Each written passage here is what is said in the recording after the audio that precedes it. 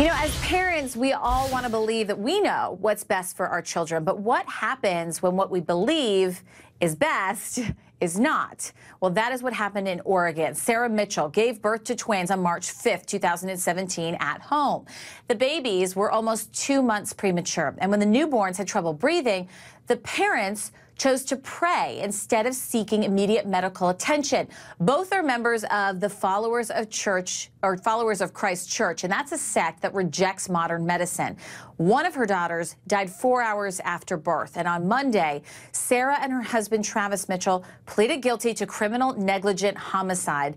Of course, this is an extreme example of parents making a controversial medical decision, but it's not the only one. Some are comparing this to kind of the debate right now over mandatory vaccinations. There are a lot of parents that insist there's a link between autism and vaccines, even though scientific studies have disproved that, but it hasn't silenced the debate. 18 states now allow non-medical exemptions for vaccines. And there's a recent study that shows 12 of those states have shown an upward trend of enrolling kindergartners with those exemptions since 2009. And, you know, despite the fact that studies show lowered vaccination rates can lead to outbreaks that endanger all of us, not just the child who's not being vaccinated, it's still being done. So Opinion Nation here, how much control should parents have over their child's medical care? Are there times the government should step in to keep us all safe?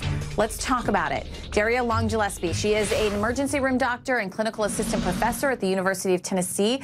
Heather Hansen is a criminal defense attorney, and Jill Simonian is an author and a parenting contributor from thefabmom.com. Thank you all for being with me. Dr. Gillespie, I want to start with you. How much control should parents have here? I mean, I'm sure you have parents where you advise them something and they decide to do something completely different.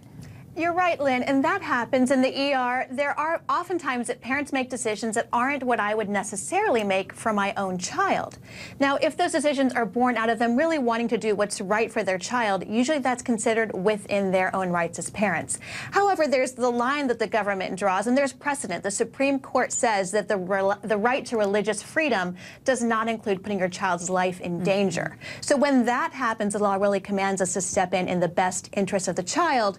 In between is a gray area, though. Yeah, that's the difficult. Where's that line? Heather, you know, we saw the Mitchells here. They did plead guilty to negligent homicide. And we should also point out in this plea deal, the church had to include in their teachings that they need to seek medical care, followers, that is. So when should the government step in and say, listen, we're going to tell you what the law is that you need to follow regardless of whether or not you're parents?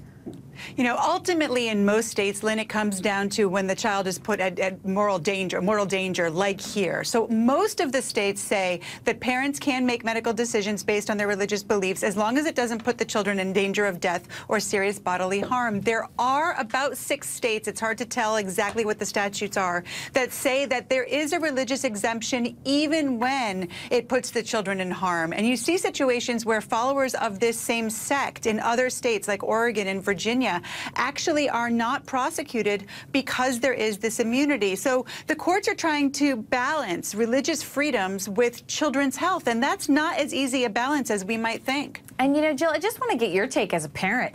I mean, some anti-vaxxers out there might throw something at the TV if you heard a comparison to not vaccinating your kids. But let's keep in mind, some of the things that children could get by not vaccinating them, they could die from. That's why we're making the comparison. What's your take? Yeah, no, absolutely. And hi, Lynn, you know, it's good to see you. I will tell you, as someone of faith, as a mom to 2 daughters, with my husband being a doctor, this whole thing is tragic, number one, obviously. But as a parent, you know, in this parenting community, we all say, oh, we don't want to judge each other. We don't want to judge each other. But in cases like this, when kids are being put in danger, when it's threatening to their lives, and when it turns out something like this, and especially lots of times now, in the cases of people not wanting to vaccinate their kids, it's a dangerous situation, and I am going to judge. I'm going to judge that you're putting your child in danger. I'm going to judge that you're putting all of us in danger as a community when it comes to, oh, I don't believe in this, when you're not listening to the science behind it. When it could harm my kid. Dr. Gillespie, you know, I've been here as a parent. You have the emergency room or your doctor on call saying to you, you need to go to the ER now, but, Mom, it's your call. And that's a difficult thing to figure out. It's happened to me several times. And really, is that sort of covering their tail when it comes to legally, that if you make this decision, this is on you? You know, Lynn, that is hard to do. It's always tough to be a mom. I have 2 kids myself. I think that is getting to the power of the mommy gut and how strong that mommy gut can be. But I like what both our panelists have said in that there is parental decision making. There are those gray areas. But what all of my patients have to understand is that no matter what we do, there are always risks and benefits.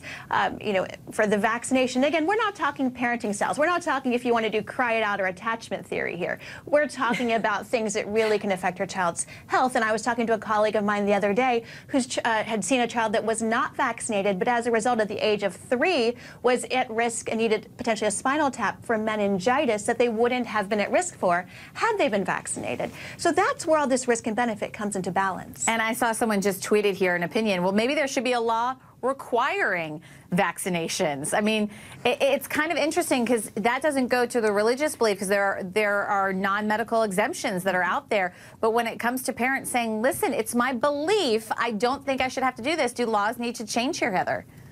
You know, I think that we really need to take this on a case-by-case basis. I don't know that the laws need to change. I think that more conversation, more education, more conversation, more questions will oftentimes allow people to have a meeting of the minds. Doctors have to be able to talk to their patients. They have to discuss the risks and benefits. Patients need to be well educated. So many of the things that we see on the news about medical issues is fake news, just like the political fake news that we talk about. And so I think that before we start resorting to changing laws, we have to start changing the conversations and making sure that we're having a meeting of the minds and overcoming some of the ignorance that's out there. And, you know, Jill, we cherry-picked the vaccine conversation, but there's also the debate on what's considered abuse. You know, if you spank your kids or you verbally abuse your kids, as horrible as that is, what is it? How much of that is your choice as a parent to be just terrible at parenting by doing that? Well, I like to come from the perspective of, we like to say, oh, none of us parents know what we're doing. Give ourselves more credit than we're giving ourselves, currently. A lot of us do know what we're doing, but we have to know what we're doing and have, a faith and fortitude in what we're doing by being informed and listening to the experts, listening to the research, talking to other parents, and really being reasonable with reconciling our own beliefs, whether they be faith-based or spanking or whatever. But we got to listen and be receptive to what the research says about what does what and what causes what. And I mean, of course, this case obviously is the most tragic. Yeah, and Heather, real quick, I want to get back to this case and whether or not the church should have responsibility here and whether or not they should face any charges, because there was another couple that faced charges for neglecting their child. There's a lot of these cases, Lynn. If you compare the child death rates in that church to the national, it's about 10 times the rate. So there's definitely an issue here. At the same time, though, I'm reluctant. I mean, the First Amendment protects our religious freedoms. I'm reluctant to say that a church should bear liability for their beliefs. Again, there's got to be some sort of a balance. There's got to be an understanding of what it is that the church believes, what these followers believe, and how that can be put into effect, but still protecting those children. I have to believe that there's a way to find a compromise. Daria, how frustrating is it for you as a physician to deal with some of this, this gray area that you face? You know what, Lynn?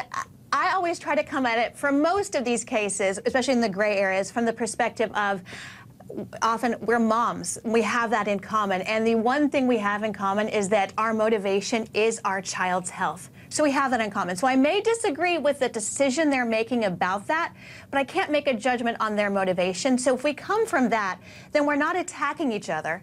We're able to say, we have this in common. Let's talk. Let's look at the facts. Let's look at your fears, and let's come to an answer together. Well, and as Jill points out, be open-minded. Be open to other people's thoughts. Trust me, I listen to everyone that'll tell me something because I have no idea what I'm doing. Ladies, thank you so much for being with me. It was an interesting conversation. We do appreciate it. Thank you, Lynn. Sure.